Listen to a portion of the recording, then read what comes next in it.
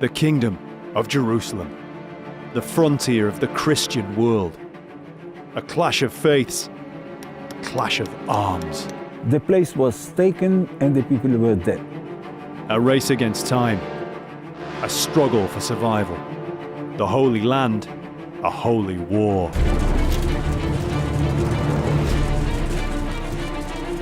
So they go down fighting, and there is slaughter. An amazing story of conflict and of archaeology. Yeah, it was very hard to stay calm.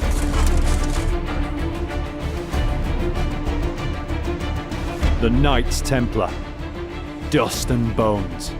The Crusaders of Vadam Yakov.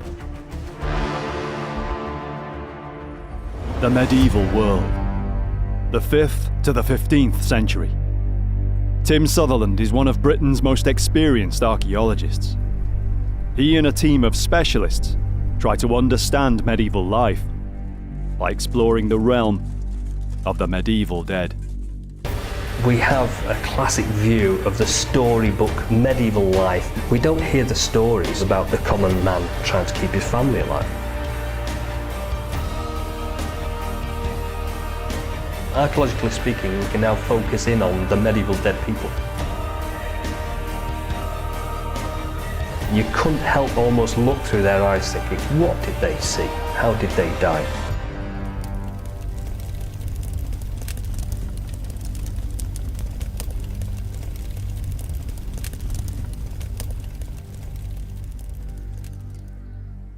Vadam Yakov, or Jacob's Ford, lies on the Jordan River in northern Israel.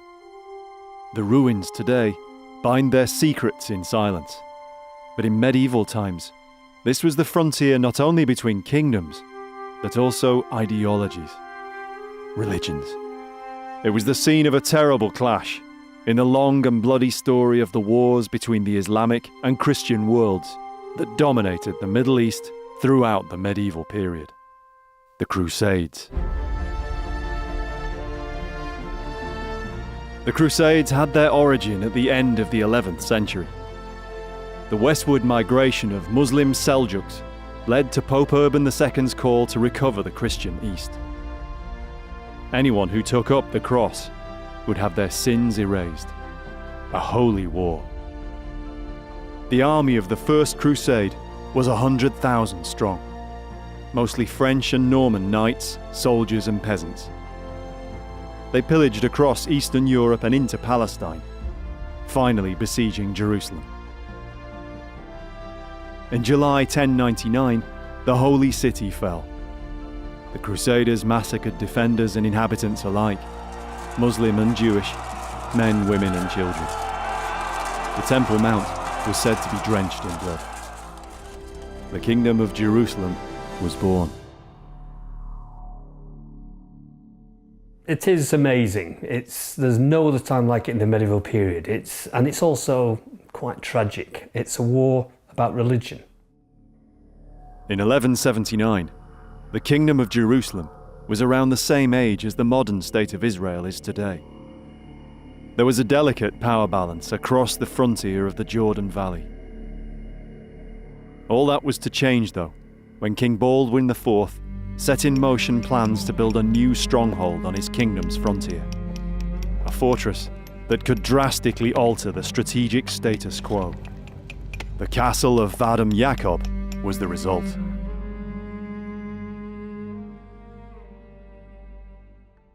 Archaeologist Tim Sutherland of England's University of York has studied many medieval sites, but so far none relating to the Crusades.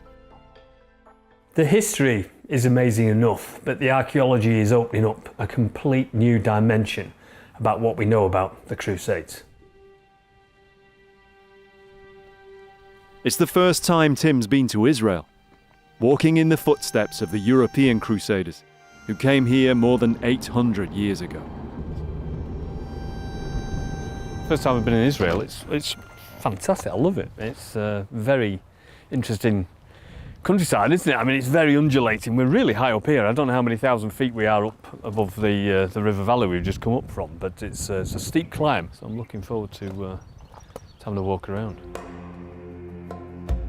Tim's heard about the amazing wealth of archaeology that Israel has to offer, dating from the earliest prehistory and biblical times, through to almost the present day. Now he's here to see for himself. Israel's such a small country, really, but there is so much archaeology from so many different periods. We're talking about the biblical period, Byzantine period, all the way through the Romans to the modern day. And there's traces of all those cultures in every bit of it. Nowhere is Israel's archaeology more apparent than in the golden city itself, Jerusalem. Yeah, Jerusalem has an attraction unlike anywhere else, so it's difficult to sum up how impressive it is, really. Also spiritually, rather than just, it's not just another tourist site. This is like one of the holiest places on earth to a lot of people. There are churches, there are mosques, there are sites that I've only ever read about in books and seen pictures of. And so it's very humbling in some ways. Here I am, and it's taken a long time to get here, but it's very impressive. What's brought Tim to Israel is the groundbreaking archaeology at the ruin of Vadam Yakov, 100 miles north of Jerusalem. On the way there, he wants to take a look at another Crusader castle in the same region. Joining him on the journey is medieval historian and author Dr. David Nicol. For somebody who has a passion for history, especially for Middle Eastern history, this part of the world just grabs you. For me, I fell in love with it. I love the local culture, I like the food, the climate is generally good in terms of allowing you to do stuff, unless you go in the winter. Yeah, I fell in love with it. It's that kind of passionate place. Like most castles here remaining from the period, this one too is now a ruin. But enough of it's left to give an impression of how a major stronghold on Jerusalem's frontier appeared during the late 12th century. In fact, this was the toughest and most impressive Crusader castle in all the Holy Land, the fortress of Belvoir. There were many smaller castles and fortified manors scattered across the Crusader kingdom. Most were held in the name of the king by Crusader barons or knights. But Belvoir was different. It had been built by one of the new Crusader forces in the Holy Land, the Knights Hospitaller. The castle was built from black basalt and white marble, and would have been visible for miles. Black Castle, it's a bit sombre, it's a bit grim, but my giddy aunt, it's effective. They are using some white, a small amount of white, but it's for decorative purposes, arches, things which need to have attention drawn to them. And also, it's a Hospitaller castle, and they're black and white. They're black and white. Probably making a statement with the materials immediately at hand anyway. Over the years, many of the original Crusader knights had returned home, leaving the kingdom overstretched in defending pilgrim routes and cities. A new force had come into being to fill this vacuum. Religious orders of knights sworn to fight for the cross. Among the most notable were the Knights of St. John, the Hospitallers, and those who began as the Order of the Poor Knights of Christ and the Temple, the Knights Templar. The thing about the Templars, and to some extent the Hospitallers, they didn't do anything else really at this stage other than fight. They just dedicated themselves to holy war. And as such, they became very, very effective professionals. It was the Templars who urged the King of Jerusalem, Baldwin, to build a new castle on the frontier, deliberately threatening Muslim control in the area. Vadam Yakov was the result. It was to be a huge stronghold, perhaps the largest ever built in the Holy Land, larger even than the Knights Hospitallers' own great base at Belvoir. A powerful new castle, built at the urging of the fanatical Templar order. The Muslim enemies of King Baldwin of Jerusalem could not let this stand. Vadam Yakov is a day and a half horse ride from Damascus. So anybody who has sat on horseback knows that a day and a half in the medieval period is not going to end you up with saddle sores even if you've never been on horseback. Things had changed across the eastern frontier too. A new star was on the rise in the Muslim world. His name was Saladin. Saladin, that is Saladin, rose to power dramatically and quickly, but it's not a case of coming from nowhere. He had a background, a launchpad, which he was able to use, and fortunate in that the circumstances enabled him to establish a dynasty. He came to power at the right time for himself. Saladin's first move is perhaps surprising to us now, as we imagine the Crusades as a religious war of bitterly opposed ideologies. Saladin did try and solve the problem by using diplomacy. He came with a very, very generous offer to the king and said, I will buy the fortress from you. He doesn't throw a sum of money. He actually calculates how much it cost the Crusaders to build the fortress up until that minute. And when they declined the first offer, he comes with a bigger offer, and he offers to buy it in order to solve the problem without sending the troops. Maybe the Crusaders knew Saladin was facing famine in his own land and could ill afford to go to war. The offer was refused. In spring 1179, Saladin launched an attack on Vadam Yakov, but it was badly handled, and the Crusaders held out easily, so the Muslim force had to withdraw. Just weeks later, the curtain wall was completed, at least enough for the castle to be declared complete. The king's army returned to Jerusalem, leaving the rest of the construction under direct command of the Templars. Saladin licked his wounds, learned from his mistakes, and later that year, he struck again. It's important to remember that when Saladin attacks the fortress in August, it's the second time he's been there. But by August, when the shell of the fortress is already built, so many of the army, actually, a lot of them already leave the site. So the majority of the people at the site are actually workers, builders, carpenters, and they're really caught with their pants down. They did not expect Saladin to return and try and take the fortress.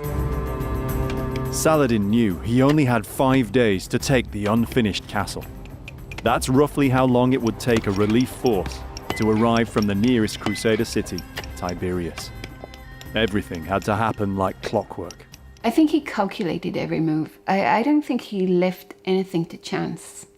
I think he knew it would take Baldwin IV a long time to get his forces together.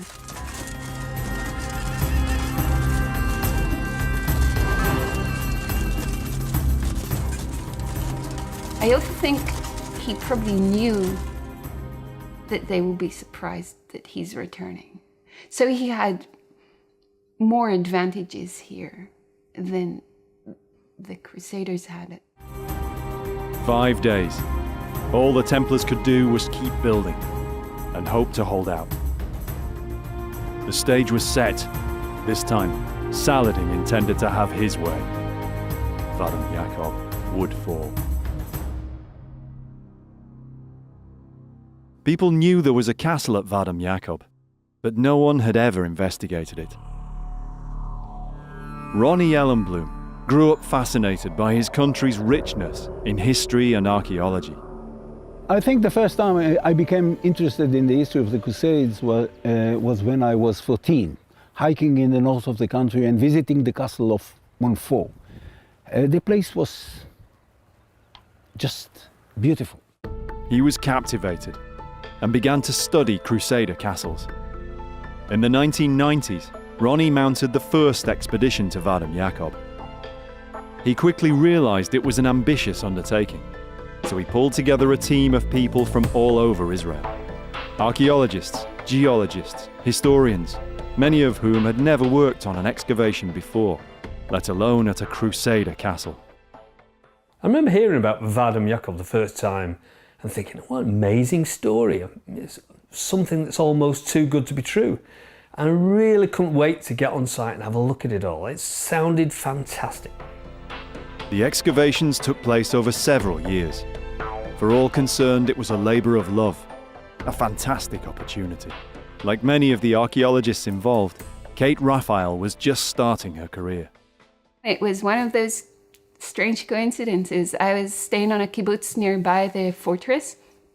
I was already studying archaeology, and somebody on the kibbutz said, there's an excavation just below, go and see. And I hopped over to have a look, and they were in need of an archaeologist, and I got the job without an interview, without anything. They just needed somebody for the season.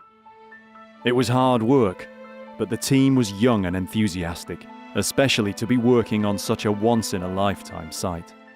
I think the team was unique. There was a very strong buzz of this go, go, go, go.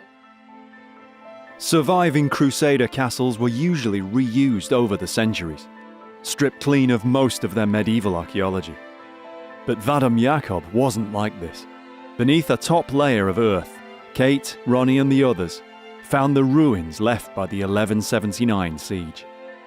When the artifacts started surfacing and the story became more evident and we could match the historical sources with what we were finding, it was like, yeah, it was very hard to stay calm, and everybody was just, there was this ongoing excitement, which is very hard to maintain in sites.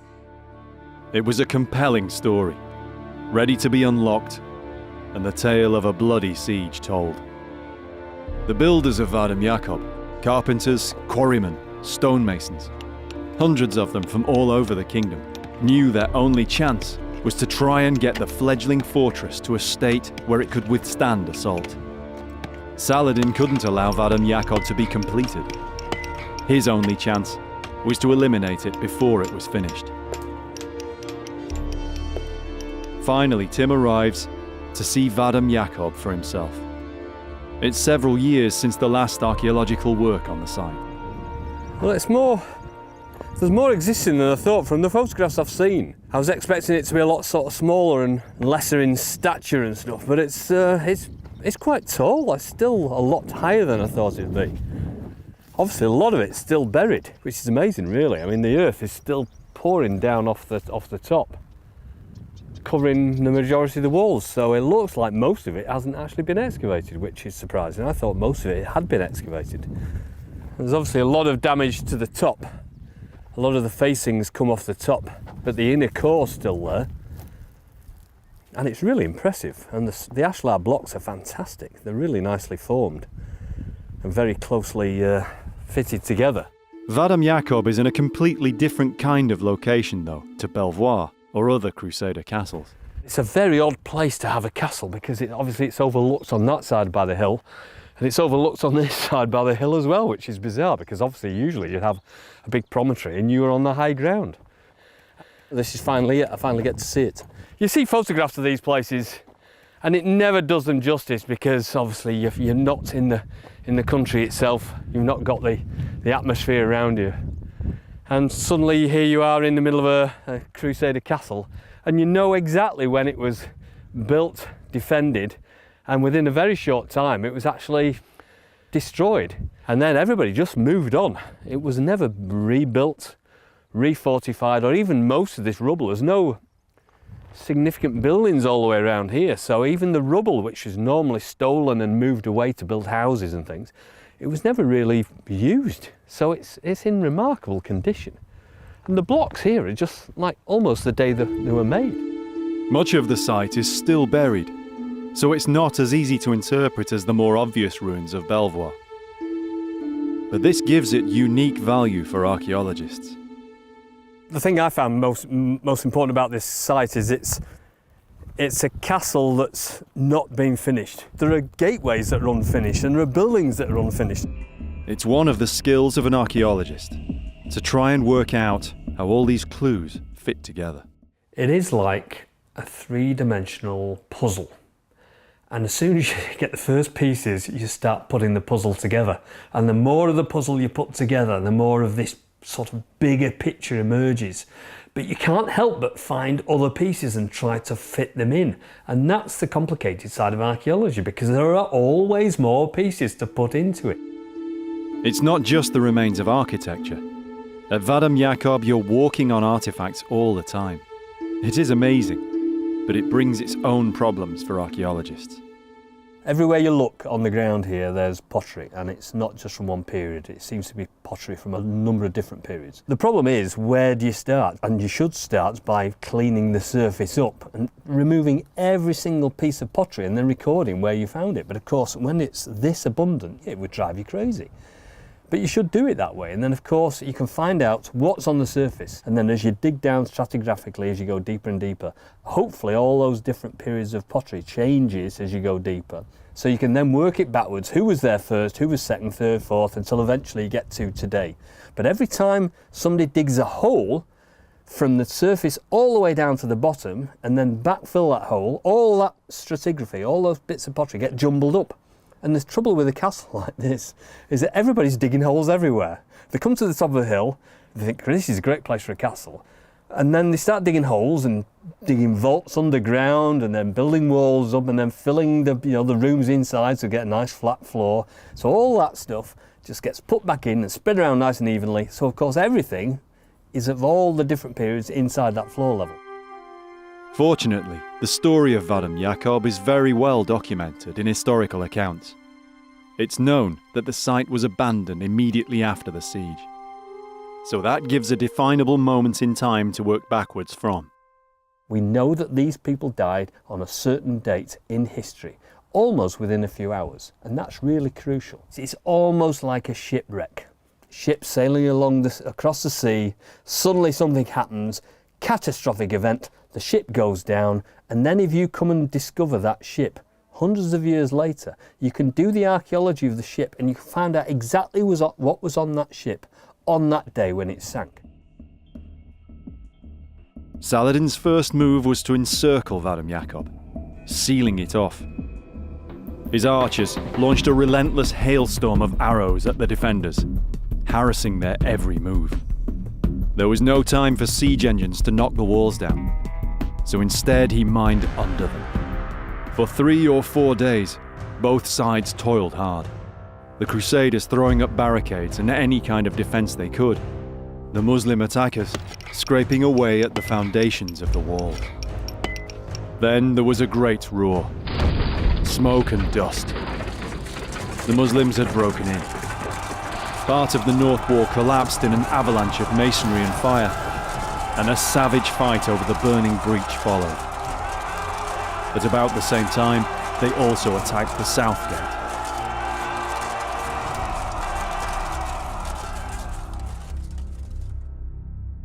There is desperate fighting here. There is a break-in, but at the same time, there's a break-in at the other end. The castle falls from both sides, people making desperate stands, still perhaps hoping against hope that the king's army, the king of Jerusalem's army, is going to appear over that Thar hill, because he was only a day away.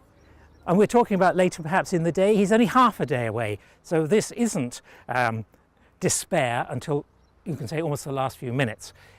They're not coming to rescue us, so they go down fighting, and there is slaughter.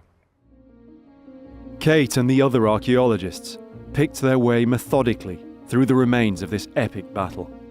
They returned year on year, gradually gaining an understanding of the complex site. It was painstaking work, usually in the hot Israeli summer. There are many days where you're just moving dust and stones from one part of the planet to another part of the planet, and you find absolutely nothing. Whether you're working with radars and the satellite photographs and the aerial photographs, and still the bucket and the spade cannot be replaced. There's nothing you can do about it. It's just, you have to have patience, and if there's one thing I really learned is go and get yourself more than a handful of patience, because that's the only way to do it. And that patience paid off. No other site in Israel from the Crusader period, in fact from almost any medieval castle anywhere, has yielded such evidence. At the Israeli Antiquities Storehouse in Bet Shemesh, Kate Raphael shows Tim and David just a small selection of the many hundreds of individual artifacts that were recovered. There's evidence of the furious work that went on to complete the fortress. Most of our metal artifacts belong to the world of building, quarrying.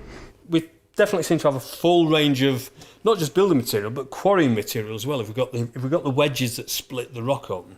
Our quarries are about 5 minutes walk from where the fortress is being built. So we have this wedge here, which is really still very heavy. And several of them were actually found in the quarry itself. And those are actually used to crack the building stone open from the bedrock.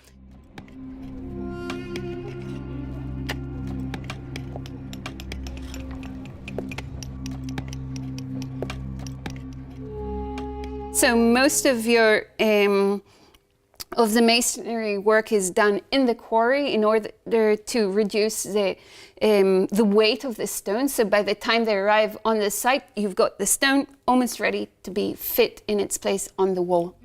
There were all sorts of tools, echoes of artisans and labourers who found themselves caught up in a vicious battle for survival. And some would have been very familiar to the archaeologists who excavated them. So this is, as far as I'm concerned, a typical trowel that we would use today, except in terms of the scale. So the only person who would use that today would be a builder who would lay bricks. He'd need a big blade to put more mortar on top of the bricks. But in terms of the scale, it's exactly the same as the ones we use today. And that's fantastic in that they have obviously found it useful, and this same implement is still useful today to do exactly the same job.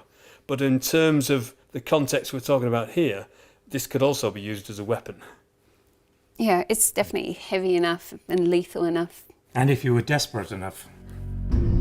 Tools which might have been used in bitter self-defense. But what about weapons? One of the enigmas we had is that we have 95% of our artifacts belong to the world of building and construction, and we have very, very few weapons here. What we think happens is that a lot of the weapons are worth a lot of money. And after the battle is finished, the people who won comb the site of the fortress, and they collect everything. And what doesn't fit them, they just take back to the market in Damascus and they sell it. So there's a lot of weapons that are gathered from the battlefield, and by the time archaeologists arrive in the field, very little is left. One thing I've noticed is that you do have hundreds, if not thousands, of these arrowheads. Over several seasons, hundreds of arrowheads were eventually recovered. Most had been shot into the defences by Saladin's archers. Arrowheads, each one representing a shot in anger at a living opponent. Splinters that remain of the fury between mortal opponents. When we were excavating them, we were just finding them all over the place. And to an extent that one of the archaeologists came to me, and it was quiet, everybody had gone to breakfast, and he had said, "Kate, can you hear them?" I thought, oh no, he's got sunstroke. But really, there was just so many arrowheads that you could actually, if you did close your eyes and use your imagination, you could hear them whistling by you.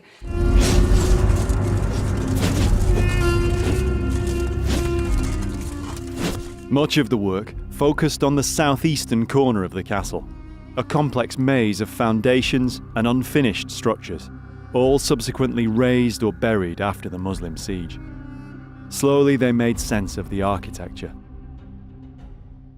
Along the eastern side of the fortress, there was a huge corridor that stretched for about 150 meters. Now this was divided into sections, and the entire 150 meters had a vault on them. The huge vault or hall would have resembled the one inside Belvoir, only much larger. It would have been at the core of a giant castle. The castle is impressive now, but if it had been finished, it would have been enormous. And not only that, it would have been dominating the whole landscape around it. And in that respect, it would have had an influence on the surrounding landscape and the surrounding region. You can't underestimate how important that castle would have been in that location at that time. It might have changed events completely if it had been finished, but it never was. Instead, the fledgling vault became a graveyard. What happened was that at the end of the battle, Saladin destroys the vault and all the stones fall on whoever was dead or dying beneath them. What he does, as far as an archaeologist is concerned, he freezes a period, and nobody ever walks into that period until we arrive on the scene. There's even rare evidence all around this area of makeshift defences as the Crusaders prepared for the end. Here you can see I will call it barricade. You see that someone was trying in the last hours to defend himself, hoping that he will see the help coming from I don't know where. Help definitely wasn't coming. The relief column never made it to Vadam Yakov. They were on their own. Late on the 5th day, they made their last stand. Some people get trapped in this corner and they go down fighting. I mean, what else can they do? Beg for mercy? At this stage of a siege, you don't get mercy. If they break in, you die. And if you're going to die, you try to take some of them with you. So you can imagine desperate close quarter fighting here with close quarter weapons, swords, sabers, axes, spears, maces, whatever they've got. Trowels, spades, remembering that quite a lot of these people were just simple labourers, they got trapped here. So they're going to go down fighting, even if they know that any hope of rescue is gone, but this is where they're going to sell themselves dearly. We're archaeologists, we just pick through what's left, but for them it was real, and there was nowhere to run. What was left was a grim reminder of the reality of medieval conflict. And here you can see all the area we excavated. We excavated all the slaughterhouse, all the common grave. After the battle, this corner of the site became a charnel house. The place was on fire. People were carrying dead bodies and throwing them here. Across this area, tangled among the rubble of the collapsed walls of the unfinished vault, were more than a dozen skeletons. But to the archaeologists' surprise, they weren't just of humans, but of animals too. For the team at the archaeozoological faculty of Jerusalem's Hebrew University, this was the kind of opportunity they'd always dreamed of. Ronnie called our lab, it was in Jerusalem, and asked us to come and see what he got in Vadam Yakov. And then we came and we saw a beautiful excavation with a lot of equid bones. Equids, horses, donkeys, mules, are the horse family, among the most important animals of the medieval period. And here they could be tied to a solid date and context. That's extremely rare, perhaps one of the most groundbreaking aspects of all the work at Vadam Yakov. I think that the excavation of the horses and the humans, from my point of view, are the most important, because there you can get most of the information, or you can have information that you can't get from the walls themselves. So after the excavation, the first thing is just to sort out the bones and see what you have. We found at least 10 equids. And it was very difficult to say which one is a horse or a donkey or a mule. Hadass Motro worked out that there were 2 or 3 horses. It was difficult to be certain. The rest were mostly mules, the utilitarian beasts of burden on a medieval site. So if you look at the mules, probably the mules were used to carry the stones from the quarry into the castle. And the horses were used for the battle. Horses from medieval battle sites are very rare. And here there was an opportunity to unlock one of the mysteries about Crusader, perhaps even Knight Templar horses. Once we identified the horses and separated them from the mules, there were two questions that we wanted to answer. First is which breed, whether it was a local breed like Arabian horses, or whether it was a European breed like a Shire or a big horse that we know the knights used to ride on. Once we know the breed, we wanted to know whether they were born in Israel and raised in Israel, or whether they were brought from Europe over to Israel.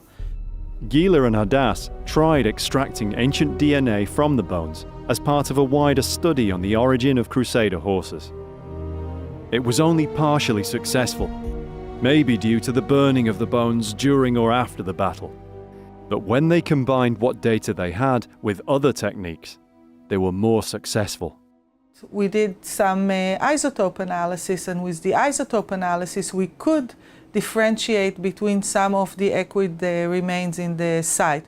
We compared it to Icelandic horses that we knew that they are definitely from Europe. Nobody really knew exactly how many horses or which horses did the Crusades bring to Israel, and whether they came to Israel and then conquered or bought some local horses and they rode local horses. We found that most of the horses that we found were actually Arabian or local horses, and few were European draft horses. Pathology showed how the animals suffered, both in the battle and the aftermath. Some of the horses had a very bad death. They were, they weren't killed at the site. They were wounded, brought into the castle, and it took them a while until they died. You use animals for war. Today you have tanks or other machineries that you use, but that was the time. As well as the animal bones, the collapsed vault also contained human skeletons. All of them were male, and all had been burned like the horses, meaning the profiling couldn't be conclusive. But they all shared characteristics present in European and Middle Eastern DNA. Crusader workmen, soldiers, or even knights. Maybe Templars, we'll never know. But the archaeologists were amazed to find that one had a secret he'd kept concealed for more than 8 centuries. One of them had a stack of coins under his armpit, and the coins are actually dated to the exact date of the castle, so that helps also date the remains. Somehow Saladin's troops had missed out on a bonus. Maybe the Crusader was already burning, or covered with rubble. All the skeletons showed signs of violence. One in particular had severe facial wounds. When you look at the skeleton, you could see a trauma. It was either somebody used an axe or a hammer or something to hit his head, and probably that's what caused his death. They were very young. One of them, we think around the end of the 20s, 27 maybe. And they were healthy and young, and he was very tall, one of them, really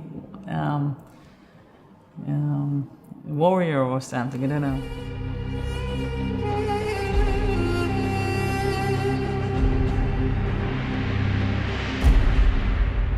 The battle that face to face, it's very brutal, and it's very hard to see. It's not a pleasant scene to see, it's you can feel the battle there. This corner of Vadam Yakov saved the last of its secrets until the very end of the excavation. There's something about archaeology. You can be there for days, weeks and months, but you know what's going to happen.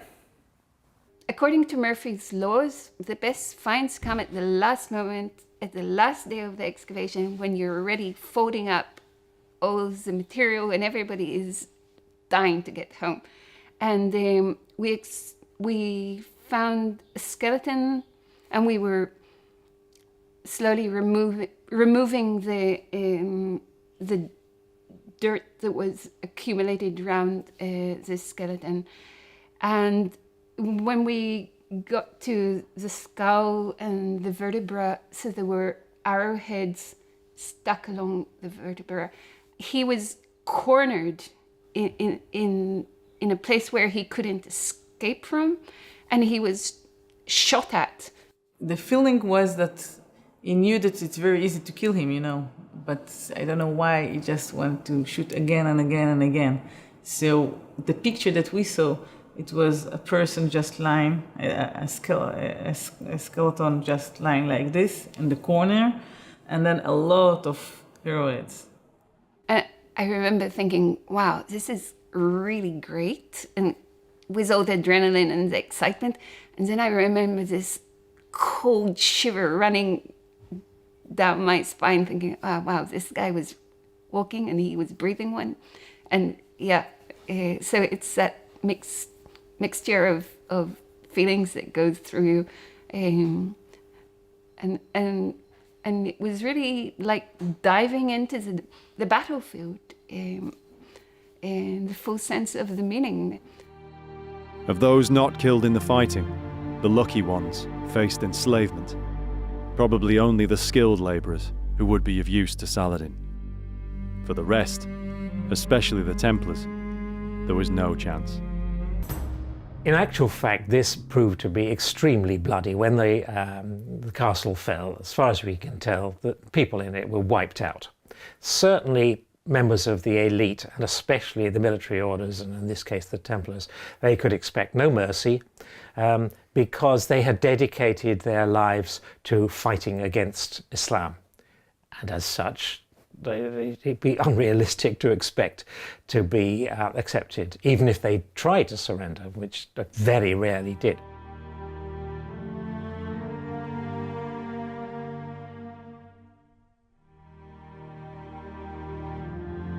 Over around 2 decades, Ronnie Ellenblum's extraordinary project has perhaps added more to the archaeological record of the Crusades in Israel than any other. Vadam Yakov is an amazing site. It's changed the way we look at the Crusades, not just archaeologically, but on a human level. Medieval war is very, very bloody and very full of... when you see it actually happens, I mean, you know, and you think, but when you actually see what they did to each other, it puts modern wars also in different, but it was one-on-one. It was not a mass killing of millions, but I don't know. For me, all these types of violence I don't like it. But it's my profession to investigate